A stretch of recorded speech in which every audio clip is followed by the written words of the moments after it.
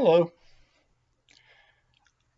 I usually self-publish a book of poems every year or two, if I have enough poems, but I'm not going to do that this year, or for a few more years, I think, and I thought you might like to hear some examples of the kinds of things I've been working on. I picked 15 poems from January through September 2021 to share with you today, and I'll start with a strange little poem, sort of an invocation, called A Simple Summoning. I could start or stop with a stone in water or in air, and the water or air also in a bay of stone, silver dark or dark silver, nothing or everything alive. This is what life in the whirling sky, in the after trails of arsons, has forced me to. I keep daring to breathe anyway, and daring my home to be breathed in and out. Soon, as this week is pressed sighing on last week, and everything timeless rushes to become time, soon I can take the stone in my arms. The stone can take my arms around it. I have a number of poems which just record events in and around my apartment building or changes in the weather. Wow, how boring am I? Don't answer that. So I'll read you a few of those next. The first one is Groundhog Day, preparing to go shopping.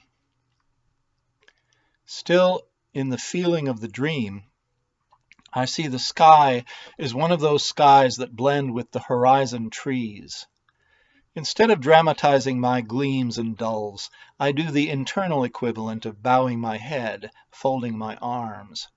Fog advances with the morning instead of retreats, and the white gulls on their roof are black against it. Cold and wet enter the warm apartment through the closed window panes. The city pretends it has a treaty with water when what it has is the courage of ignorance. I do the equivalent of lifting my face just an inch, and the dream's voice, with all its offers of other lives, drops away into the distance, farther away than the white horizon trees which have come close enough to nudge me. Next is a poem called Oneness. It was that moment of morning when the light had begun to reach from the living room window all the way to the slats of the bedroom accordion door. A deep warm gold insisting on itself in the same space where you sat, face behind hands, an unkillable depression clotting the air around you toward a dark that had nothing to do with dearth of light. But to me the light seemed ironic anyway, because I was closer to it and reduced to equal parts love and helplessness, or a state where those were one thing, like the light creeping onto your dark and not dispelling it. Another oneness. And two more poems of this type. Some word. After a day of bad heat, the night turns clammy. The blankets, disentangled from the middle of the bed, still unpleasantly heavy. Hours ago, around midnight, violent crashing noises came from downstairs, and two women wound up yelling in the parking lot, hurt and lost, about ingratitude and betrayal. Another neighbor injecting, "Shut the fuck up, he's trying to sleep." The offended woman's voice uncontrollably loud, demanding impossible privacy. You didn't wake. I went back to my heist movie and my earbuds. The noise had ceased for a while till one piercing word speared up from below, too loud not to hear, too strange to hear what it was. And finally, currents. Sounds pour through the doors and windows into night cool that prickles with sweat. Pour in shelves and ledges of unbroken noise like crammed wind off the vital organs of machines, only diminishing slowly, fractionally, with the swelling of the sparseness of the midnight. As in stop motion, objects get shifted by near 0 degree and then degree, and high silence lifts its own kind of roar to the pinned edges of hearing, only trickling at those edges with a scatter of bird calls, peeved, stung from sleep. Occasionally I write about larger national events, though I mostly dislike topical poetry if I think something calls for comment or creates images that stick in my head. Shortly after the horror of January the 6th, I wrote a not very good poem, which I threw away, and not till September did I return to the topic and produce something that pleased me better. January 6. He tells them to head up the street, and they go, in a grunting and joyous jostle, to find and torment those who would dare elect someone else. And we who have dared elect someone else are fixed to our TVs by the trampling, shit-smeared carnival of brutes wandered out of whispery online cliques, their hates eager as cold blades glinting in cold daylight, and a beast America burning like a black candle in their eyes. The pallid officials, their enemies and friends alike, fleeing cowed into heavy, low-breathing rooms, while the puzzled, howling victors hulk throughout the empty halls as if choreographed in bloody forest rites from a time before history and heart. In their midst, a tall, horned man in a wolf's pelt with striped face stares into the cameras. We stare back from everywhere else in the shreds of our country.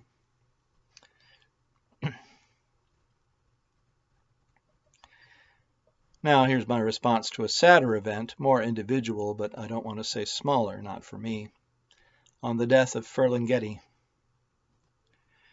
My ears aren't sharp or sad enough to hear the dim moan that rises from the town, or any of the towns, while each day plows the sun beneath the distance, and salt water heaves its tongues against ground fresh and faded, where people drift an inch in the air, their hands sweeping music bright and thin as needles before them like a chronic, incurable, mindless tremor. Lawrence Ferlinghetti wrote the first full volume of poetry I ever read, A Coney Island of the Mind, still one of my favorite books. My poem imitates the look of his poetry, but not his style, because his voice was unique and irreplaceable. My output this year hasn't been entirely mournful. Sometimes I just get silly. Here's a couple of examples. Mrs. Frederico. Mrs. Frederico lived next door to my friend John. Weirdly, among us, she was always referred to as Mrs. Fudgahooly. She was one of these women of legend who are constantly on their front porches and always make nasty remarks to anyone of less than adult age who goes by. I'm not sure I ever saw her, actually, but we pictured her chewing on a chicken bone because the day John's family moved in, his mom could see no obvious place for trash cans, so asked Mrs. Frederico, "What do you do with your garbage?" "Oh, we have no garbage," Mrs. Frederico said. "We eat it all." And another silly thing, strong bones. The little mountains tried to play somewhere the big mountains wouldn't hear them. They threw a highway back and forth. Down in the city, the bees went on strike for higher pollen. I was reluctant to cross their picket line to smell a rose. The rose would probably smell like factory whistles anyway, being so all-fired urban. The factory whistles were too loud to hear yourself think. Your softer thoughts wound up at a municipal pool, and soon the afternoon was happy with their splashes and boasts. The afternoon fell asleep waiting for the evening, which was late but unwilling to apologize. It was afraid night would find out where it had been all day. Night handed out punishments like candy on Halloween, in individual sealed bags. The punishments usually involved trying to open a glass of milk with the wrong size wrench. Strong bones were so close, and yet so far. I write about my personal past quite a bit, although I've been doing that for such a long time that I've almost run out of material. My father's death is something I've written about before, but this poem from January takes a fresh angle on it that I find interesting. It's called Sizes. My father is behind a door. My friends and I can't play before it, even near it. He lies dying there. It happened fast. Something grew in his head, swelled, unfolded. Our house folded the other way, closed this door between us. Little thing grew, big thing shrank. I am waking up to being a little thing too, a lacking thing, unable to help beyond the door, even near it. He needs quiet to die. It doesn't take long. Time, the biggest thing, shrinks too, becomes weeks, then 1 week, then 1 day. A day I don't remember. Something grew in my head. A door. But before we leave the topic of fathers, I wrote a poem in September about my son's relationship with his child and my relationship with him, called Father. I watched the two of them, their love richer and thicker than lovers' love, twined around each other like twin trunks of a tree, bodies comfortable and calm, shelters. Where does he get it from, this being a father? Because have it he does, teacherly, patient, silly, sharing, and the child a flicker taking flame from his father light. Not from me, though not from my absence either, as in, I won't do that to my kid. Somehow he tells me he learned possibilities from me, or glimpsed them, ways of being a man other than what he knew at home, and cherished the glimpse, along with his deep anger against the two of us he called Dad. So whence his fatherhood, tight-fitting as clothes? He dropped the baby once and phoned me, worse than panicking, seized with rabid guilt.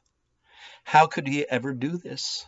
How not harm her, or take the chance of harming her again?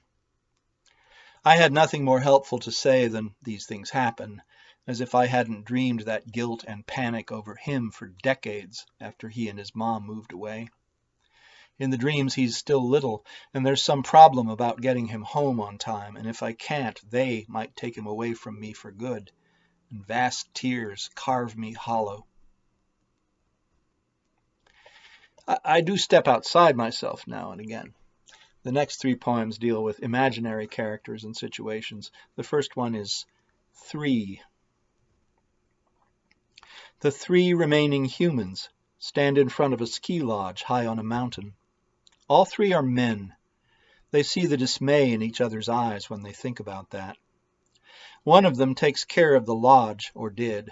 The others have just got out of a car. They can see all around and below.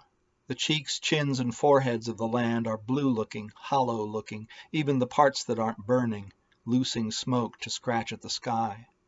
The sky pulls back from the scratches. The men can't say anything for a long time. They try to look at anything besides their own faces. Once was enough for that. They think about the days ahead, how many there are. They're all hungry and ignoring it. Something nearby makes a noise. And here's something I dedicated to my friend Steve Cybra, who grew up in a very small town in Montana, and which he told me pretty accurately captures the feeling of his childhood. Plains poem for Steve. The quality of dry, as if breaths had to be chewed. A low hill of horizon that stayed the same distance away. Grass aged to yellow, grass that was whirled. Flavor of the road in my throat and my walk. A clutch of elk off to the right, grunting, shaking muscles, watched me with backwards eyes, heads averted. I didn't alter pace, and the heads bent again. Wide but exhausted swelter of flies. The need to see a house, even barely a stack of boards, grew to a shrill inner ear torment.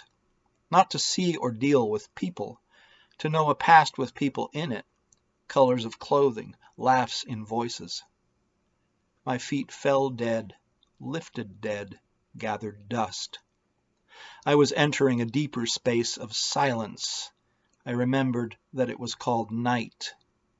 The silence tried to whisper, not secrets, inanities. Many of you know I have prostate cancer, and this year it took a turn for the worse. I reacted to that news by writing a poem about places where people used to live, or were going to live someday, or were away from, or only passed through without staying, since the places where I live may be absent of me soon. I don't feel gloomy about that, by the way. The poem used to have a longer title, but Lynn Ellis suggested I cut it down to Without Inhabitants. 1. A place of tables and chairs, fluorescent light and daylight both impinging. In another time there would have been ashtrays full of butts on the tables. The stiff indoor air remembers smoke, remembers talk. If bars were ever on the windows are innocent of them now. The room, unpeopled, can never be empty. Unhappiness was distilled here like wax of a candle into hot pools. Fire again and again found a wick. Hours stuck to hours. Longing came, longing for clean, rushing water bursting with white sun. The room just disappeared. 2. Step tiptoe through the creek. The trail is soft underfoot, sinking. Hollow woodpeckers' drillings draw the trees together. The oldest of them are shapes of yellow dust rising into the dim bits of day. 3. What's become of the trail? Says the magazine on the low glass table. The lights are also lowered, pulling swallowing shadows over the leather sofa and oak drinks cabinet. The arrangement seems to throb at the rhythm of sleep. The wall-length window looks into the sky above the city and out into the night structured of hives of glow. No noise emerges from the other rooms or lifts off the fixed, dizzy streets. Silence. Movie silence. The seconds before someone dangling from a helicopter by a slippery rope splatters the window inward, and a heart-sick roar births the writhing city into the penthouse dollhouse. 4. The great machines are powered off, have stopped moving in lines or circles, rotating, scooping, hoisting. No sound but wind creaking the standing fiberglass, dancing the dust along the stacks of planks, infiltrating the yellow construction pit with flutters. Only the girder bones of the new floors ignore it, shining in the sunset as if the shine is stability itself, parental of the apartments, offices they will clasp and shush with carpet and window shade, spied in the mind of the future, like Eve in the arm crook of God. 5. The cave doesn't go back far, a few feet, hardly qualifies as a cave. They've found traces of a 1,000-year-old fire, but no artifacts nearby, no garbage cache, no graves, just the bare evidence that once, maybe a single night, someone warmed themselves here, and the close hanging rock. And last, a poem I'm not going to read you all of, just excerpts, a love poem to my partner, written in the 3 weeks surrounding their trip to New Mexico in February to attend their brother's wedding. The poem is called 3 Weeks and is divided into days, but I won't read you the names of the days, and I'll skip around and only read you a sample. 3 weeks. Birds with nothing to do. A puzzle plopped down before the squinting eyes. Don't birds have everything to do? The gulls flocking the warehouse roof never stir for hours, for any need or purpose, inanimate as the small mottled cairns of broad rock they resemble. Noontide, there are fewer of them than evening, when the roof approaches invisible under their numbers. And that's when you get most delight out of them, standing at the window and smiling a smile that could almost come from beneath your skin. After you leave, I almost want to stand where you stand every dusk to smile at the gulls, but no, that would feel like I'm replacing you, taking over your life, your little joy. It's my place to enable your joys, as obnoxious to me as some of them are, not butt my way into them like a goddamn goat. You set off for the ferry and L and airport on a cold day, as clear as it likes to get, the bay water reflective and gray. I skirted barely the tears that lay in wait when I said strong things to you. You seemed to feel the insides of your words. A half hour later, the sun drew veins in the clouds. I never wonder who I am. I wonder what it means to be who I am. I know enough not to dig down underneath me to try to find some basis, some firm identity. Any identity I have will sit on top of my deeds, not below them. But the deeds possess a flavor, an anxious flavor this morning, as the raga I'm listening to turns frenetic and disturbs me as if it didn't always end that way. Where does it lead, this charging music? What must I be headed for, carried with it? Am I only afraid of the snow supposed to fall later today? Of slipping? Dislocating my precious old guy hip replacements? These kinds of things can swell to mountain bulk, especially now without you to react to them. But the snow, look, does have an underneath, which is what I think about now, not the white beauty, glittering, unliving, but the dead things under the ice, waiting impossibly to return. Our marriage has pulled that off at least once, but I didn't mean, I never do, to make anything a symbol. To paraphrase Hamlet, the music is all. However, wait for it, every orchestra needs a good pair of cymbals. We meet on Zoom and study how when we look like we're looking into each other's eyes, we're only looking at the camera and can't see each other. Your skin passes through light and dark as you pass, and wakens and subdues. Your hair turns red against a red wall. Meanwhile, my snow's become truly scary and has blotted the city out. At night, as temperature dives and snowmelt spreads fingers of ice, I dive into the frozen past, frozen howling. The shock, anger, sense of being victimized, conned on the faces of the couple who rented us a house, me newly hired, Lee and I newly married. When I tell them my 1-year visiting professorship is up and we can't afford the rent anymore, and don't tell them the rest of the money went to keeping me drunk and I'll be scrounging for classes from now on at less than TA pay. When Peter calls me professor now, title I deserve for only that 1 year, I recall those uncomprehending middle-class faces as I sank back down among the untenured poor. Waking from napping, on my side, your shadow falls across me from behind, and I feel your breath on my hair. Then I finish waking. The sky whitens back to normal, neutral about whatever comes out of it. Today it's the soft rain they call spitting. The roof gulls have forgotten the snow. Yellow crane tops protrude over them like gangly robot birds. Lately, I always hear the upstairs people showering when I start mine. If you ask, what do I want out of life right now? I want us both to have the same amount of hot water. Almost a year now, and 500,000 dead. A blue sky day turns to sheeting torrents. All these gnarled and fresh-faced sights of our former life in this state have been traded for the one world-chewing sickness. The trees, houses, boats, very waters speak of dread and the shifty, calculating dreams of hope. Both are electric horns between which the feeble spark of living leaps. Elliott Bay, wind-handled blue, whitecaps teasing into existence. All I can think about Seattle is, it looks alone.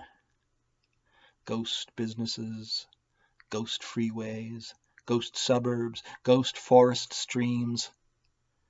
Our bodies will touch tonight. The gulls, these rooftop gulls, are warring in the parking lot, lunging at each other, wheeling in the air, flying backwards with the wind, hurling out cries, all over a single slice of pizza. Thanks for listening. If you have any reactions to these poems or any comments to make, please let me know. Bye-bye.